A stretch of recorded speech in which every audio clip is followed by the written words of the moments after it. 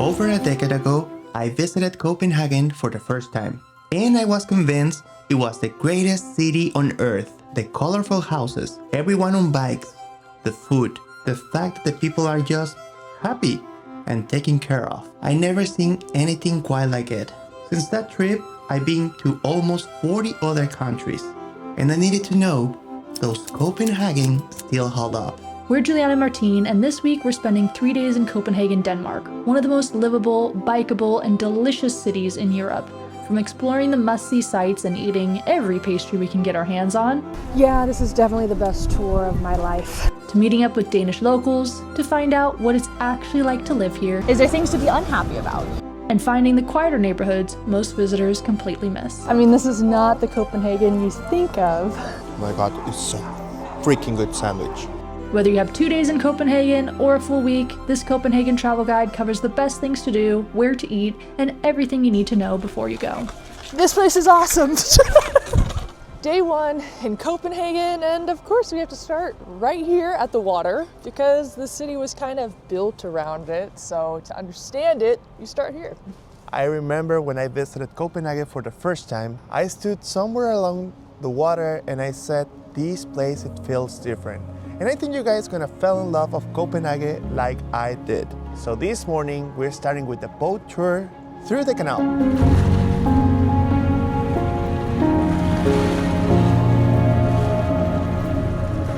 From the water, Copenhagen starts to make sense. The city is flat, compact, and built around canals, so being out here is the fastest way to get your bearings.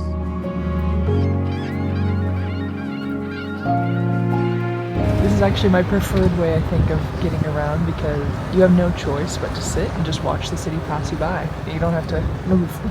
There's certainly no shortage of charming buildings, but what surprised us were the smaller details we started noticing along the way. Details that made it clear that this is a very different city than anything we've seen in Europe so far. Copenhagen is currently the UNESCO World Capital of Architecture, a recognition of how completely this city has woven its climate goals into how it actually gets built. And the goal is not a small one. Copenhagen wants to be the first carbon-neutral capital. Like that building with the ski slip on the roof. It's a fully operational waste-to-energy plant that burns 400,000 tons of trash a year and converts it into electricity and heating for 150,000 homes. And because Denmark has no natural mountains, the architect decided the roof should also be a ski slope. So now it is, year-round. And that is just only one example of the unique things Copenhagen is doing. Public transport, including the ferries, are fully electric, and the Royal Danish Playhouse uses canal water to cool itself, and some kayaks on the water are free if you agree to pick up trash while you're out. Emissions have already dropped by 3/4 since 2005. It's one thing to have sustainability policies, but it's a whole other to build a ski slope on your garbage and completely rewrite the standards of urban planning. Some cities, they put walls between them and the water.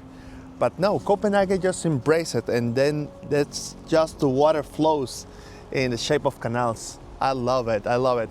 Well, that was pretty cool. It took just 1 hour of our time, and I'm starting to understand the shape of the city. We'll leave a QR code and a link in the description if you also want to book this tour. We booked it through Get Your Guide. And now I'm ready to start getting more within.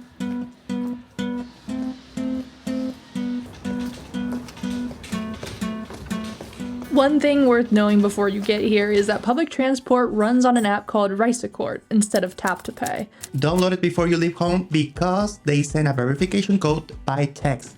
And if you're an eSIM like us, that's going to cost you. We learned that the hard way. But once you got that figured out, exploring around is easy. Which brings us to our next spot, Amalienborn Palace, the official residence of the Danish royal family and one of the most unusual royal complexes in Europe. It's actually not one palace, it's 4 identical Rococo palaces built around a courtyard, all constructed in the 1750s for wealthy noble families. Then in 1794, Christiansborg Palace burned down, so the royal family needed somewhere to live, and the nobles were suddenly very motivated to sell, so the royal family moved in and never left. What makes this place popular is what happens here every single day at noon.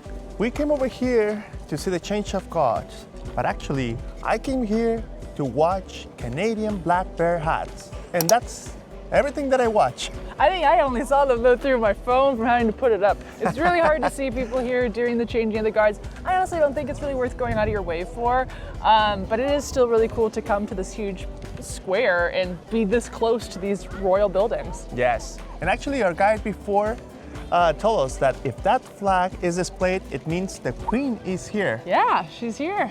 So hey, what's up? Hello, Queen. Any tips for seeing the city? We actually have a local we're going to be meeting up with Yes. later on in this video, but in the meantime, we've got more to see. All right, let's go.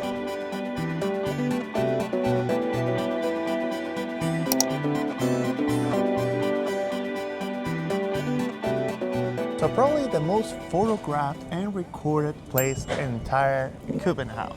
I love it, and it's popular for a reason. I mean, it's so colorful. Our guide was telling us earlier that the reason they painted these houses all these crazy colors is because the sailors were like drunk and couldn't find their homes. So to identify them, they colored them like this. This place, as beautiful as it is, it could be a little pricey. Yeah. So we don't recommend you to eat over here. Instead, we're gonna recommend you another place. And yes, it did just start raining, by the way, right? The way it is. This is Denmark. While we figured that out, there's a really charming hip neighborhood called Vesterbro you should know about, where you can find some incredible restaurants. The Danes, they do a lot of things very, very good. But two things that we know, it's bread and cheese. That means there's some very good sandwiches you can have in the city. Now, we have a friend who lives here. We were visiting him last night, and one of his local friends had actually recommended this sandwich shop to him.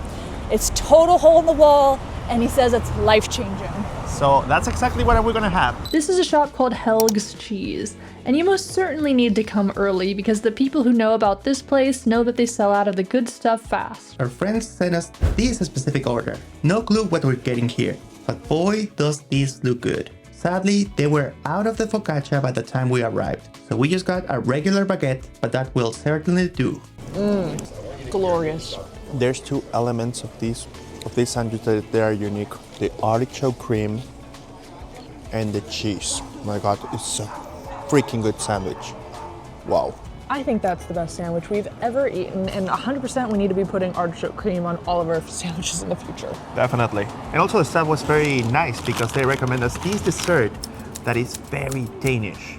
And that's exactly what we're gonna try. It's apparently a bunch of pieces of leftover cake mixed with strawberry jam and rum. Doesn't that sound delicious? Wow. It's like an adult cake pop. It's good. Not too much of a rum flavor either. It's quite delicious. I felt it. Yeah? Oh, there it is. It's the aftertaste. So besides cheese and bread, you might also know this city for one of its most famous residents, Hans Christian Andersen. He actually lived here for a lot of his life and was the author behind so many famous fairy tales you know today. We walked past his old house on Nyhavn earlier, and apparently he wasn't particularly happy there. Or anywhere really, which when you read his stories, tracks. And of course, talking about Hans Christian Andersen, we're over here in the Little Mermaid statue. And you notice it's very little Mermaid. But we needed to come over here. It's a must-see place whenever you're in Copenhagen. And by the way, question for you guys. Please let in the comments if you know another story that is not The Little Mermaid written by him. I like it. This is my favorite, the movie version of this, not the story version. It was one of my favorite movies growing up, if not my favorite. I was so sure I was gonna be a mermaid one day, you guys, like I was banking on it. I thought I'm gonna turn 15, become a mermaid. Didn't happen, unfortunately. That's how we ended up here. A lot of people, they don't notice just a couple of steps from the Little Mermaid statue, there's something. Yeah, it's this really cool old fort. So, you know, you come all this way and you can see a thing. We're gonna go check it out.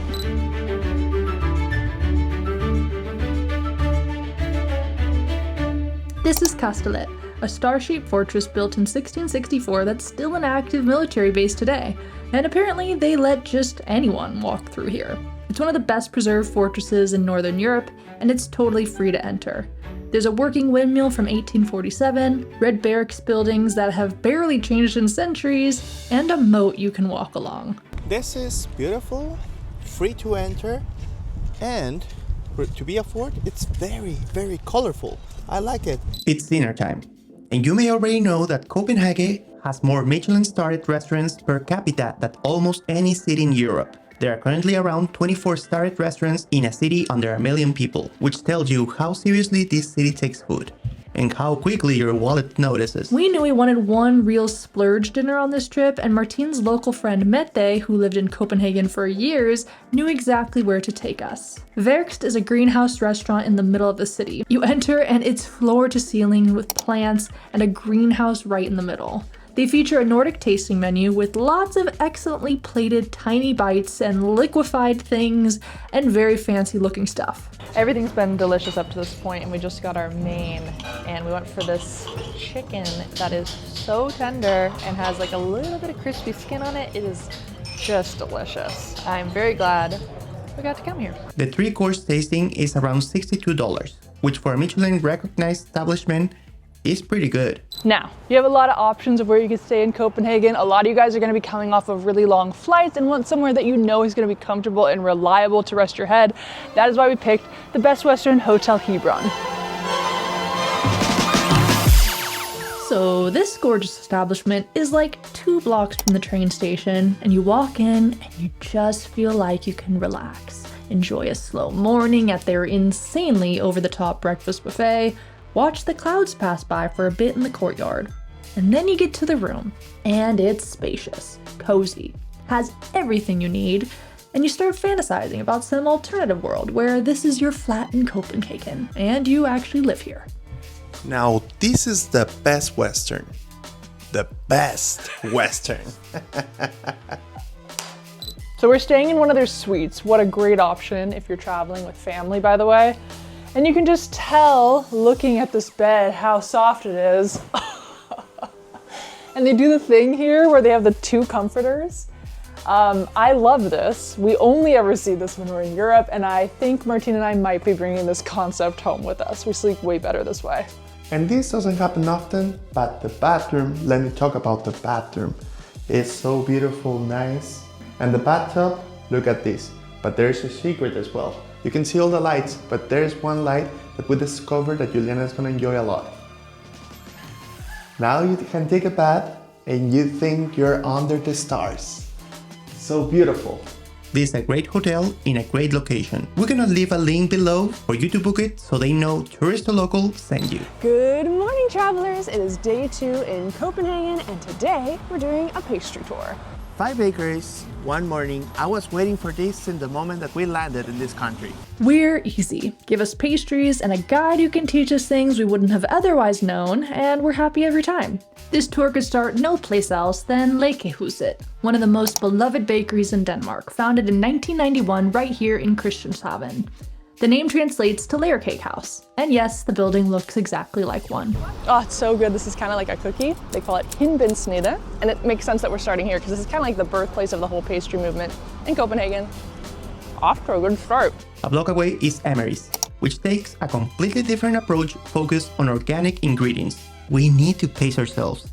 We still got 3 more stops after this one. This one it looks very Danish. This one is called Day Vegas, and it's typically to have it with your morning coffee. It's flaky. You can taste the butter. So good. So good with the coffee. So they let us know beforehand that it's not gonna be only eating. It's gonna be a lot of walking and a lot of history as well. So I'm excited. By the end of this tour, we walked 3 miles. But you know what? There's something about the images of pastries in your mind that really keeps you going. Yeah, this is definitely the best tour of my life. Copenhagen has some of the best restaurants in the world, and what that does to this pastry scene is this. Trained chefs who spent years in Michelin kitchens eventually go off and open their own place. Richard Hart was the head baker at Noma before he opened Hart Bageri in 2018. As you can imagine, this place has a cult following. Oh my god, did you guys hear that crunch? It has a sugary outside. Oh, that is delicious. This one is a cardamon croissant. Hey, if you ask me, I prefer this to cinnamon bun. So good. This has to be the favorite so far. Our next stop was somewhere we would have ended up regardless of the tour, Torvehallerne. These are 2 glass market halls right in the heart of the city. The markets here were essentially made for tourists, actually to show like the best of Danish things. but locals really love to use it as well because they have the best things.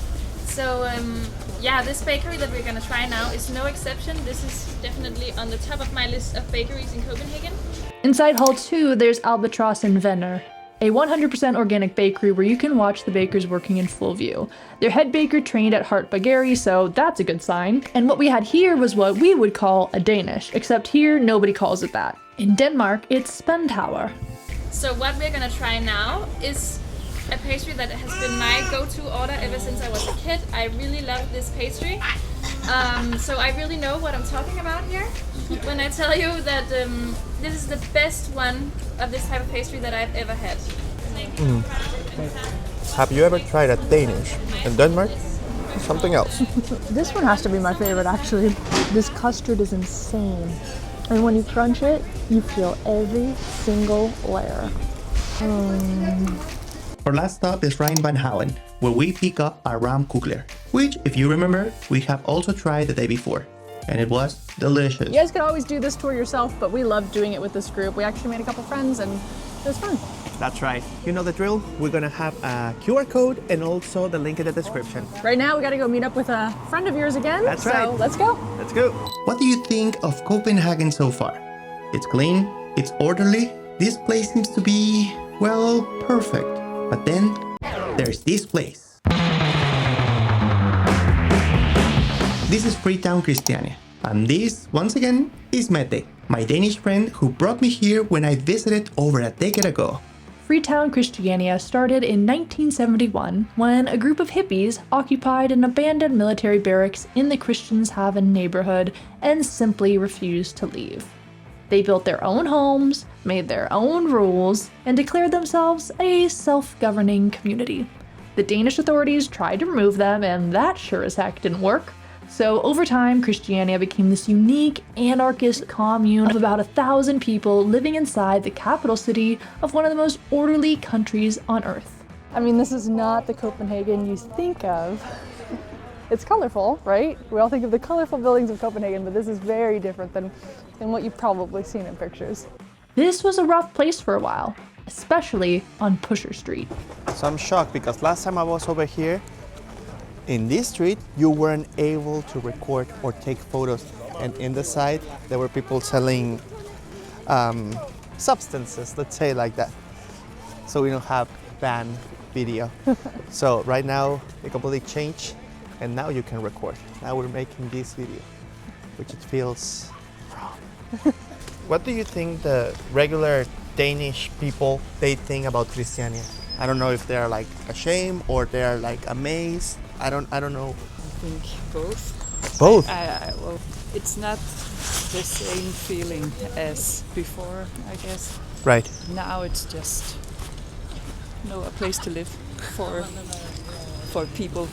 And this is, of course, a special place. It's not the same as the rest of Denmark. But I guess with Pusher Street out of the picture, it's better now. Right. Yeah. I remember the first time I came here, back when I was trying to decide if this is really the greatest city on earth.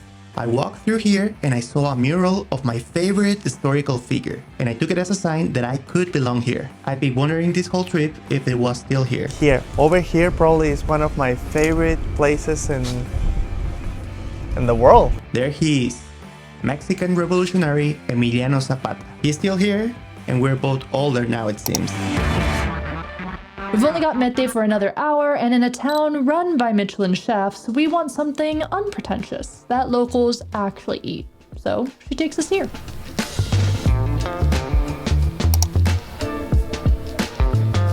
Beautiful, thank you so much. Oh my God, I knew it was red, I didn't know it was this red. You know, a lot of people don't think hot dogs when they think of Denmark. People warn me that they're very different than we have them in the US, and it's true. It has this nice crunchy skin, but the inside is so soft, and the sauce is delicious. So almost 14 years ago, whenever I visited Mette for the first time, she took me to get a hot dog over here, very Danish way, and also to have this, that is a chocolate beverage. We're doing exactly the same thing. They put a couple of things on top, you know, like some of in the other parts of the world. But what it makes it is the roasted onions that they have over there. Oof. And this yellow sauce, so good. I really like this. Perfect lunch. So obviously, like, Denmark keeps coming up as the happiest country, or one of the happiest countries, over and over.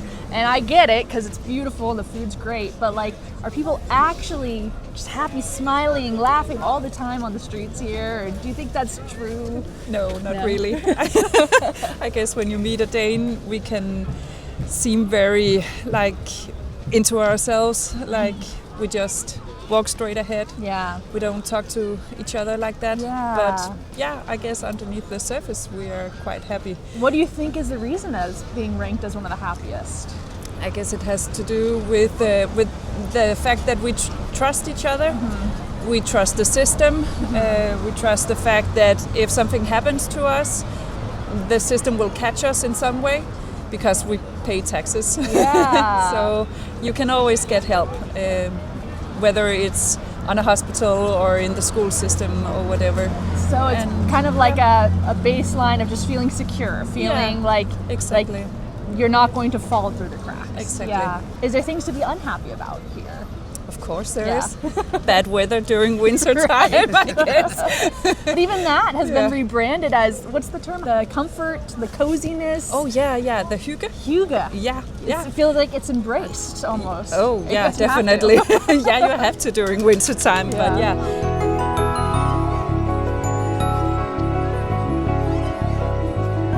When the weather is great, Tivoli Gardens across the street is euphoric.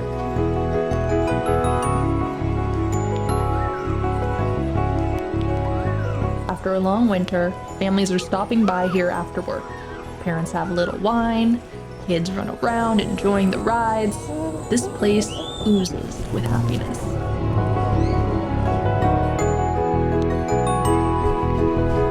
Hey, wait a minute. This place seems familiar. Remind you of anything? Maybe Disneyland? That's because Walt Disney visited Tivoli multiple times before he built Disneyland in 1955. And what's impressive about this park isn't any crazy rides, but how old everything is. It's one of the oldest amusement parks in the world, and it feels like it's stuck in time. I mean, come on, this place looks so much like Disneyland between this giant boat, the giant whale, the Matterhorn, the Autotopia looking ride. I'm picking up on it. And Walt Disney loved the idea that both adults and kids could have fun here. I think that's still true today, especially because they have so many great restaurants here. Okay, this is crazy. There's even a Michelin place over here. So Danish. All of them, there are licorice? Okay, I will have one with mint, please. Only one, please. To enter here, you need to pay your ticket. And there's two types of tickets. One that you just enter over here, but then afterwards you have to pay every single ride. Or there's another one that is kind of expensive that you don't have to pay everything, well, that it's all included. So you can go to every single ride. And of course, licorice, because we're in Denmark. But man cannot live on licorice alone. And if you don't have Michelin money, but you're in the Vesterbro neighborhood and want to eat a nice meal, this one is for you. Dinner time is, as we mentioned, there's so many good restaurants over here in Copenhagen. Right now we're trying this one that is called Bloom. It's nearby our hotel and it looks amazing. Let's enjoy. We both went for the steak, and there's another restaurant that the chef owns that we try to go to first called Maple. It's like a block away from here. They didn't have room for us, and so he said, you should come to my other restaurant. It's like the same, a lot of the same dishes, and it's a bigger dining area, and he was right. All the entrees are $1.95, which is, I mean, a pretty good price for Copenhagen, especially when you're getting a steak like this. Wow, this steak is incredible. It's very good, and with this gravy, mashed potatoes, oh, it's just good for the soul, and not bad for the wallet either.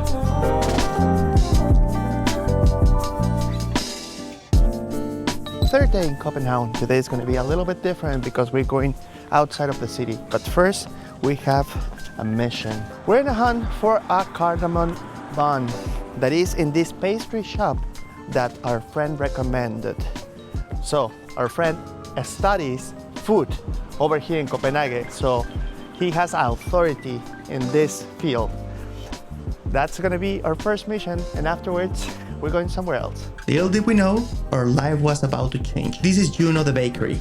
And yes, there is a line. There is always a line. What they are known for, what people are standing in this line for, is the cardamom bun. And we are not leaving Copenhagen without trying one. Cardamon is not a Danish spice. It came from Scandinavia's spice trade with the Middle East in the Middle Ages and never left. The Nordics now consume more cardamom per capita than almost anywhere else in the world. And apparently, this is the best cardamom bun in the city. Wow. That's very good. Martine, how many times did I say yesterday that I want a cardamom bun? Like at least seven in an hour. This is so good. I'm really glad we came here, even though it's on the outskirts of the city. It's actually on the way to where we're going today. We also have another bakery we tried that was actually closer to like the center. And we'll leave it in the map that we're gonna make for you guys down in the description of all of our favorite places. This is so fantastic. I actually think I prefer these over cinnamon buns. So good. Today we're heading outside of Copenhagen's city limits about an hour by train to the town of Helsingør, and this place is charming. A proper Danish coastal town where the main attraction is this. Look at that, guys. I didn't expect to look that pretty. This is how a castle is supposed to look like. This is the Kronborg Castle, a UNESCO World Heritage Site sitting at the narrowest point between Denmark and Sweden. This stretch of water was super important because whoever controlled it controlled all the trade between the North Sea and the Baltic. Every ship that passed through here paid a toll. So for centuries, this castle was essentially Denmark's ATM. Construction began in 1420. It's burned down, been occupied by Sweden, and rebuilt. And what do you know? This is the castle that inspired Hamlet. The parties here were supposed to be absolutely insane. People would talk about them all throughout Europe, and Shakespeare himself was probably not here. It was two of his actors who came to perform here for the king, told him about the place, and thus the play was born. Now, this castle was essentially the hottest club in Europe. We're talking about Frederick II's ballroom, the largest of its kind in all of Northern Europe. The sound dues were making Denmark extraordinarily wealthy, and this was where they spent it. This feels historically accurate. They are blaring Whitney Houston right now.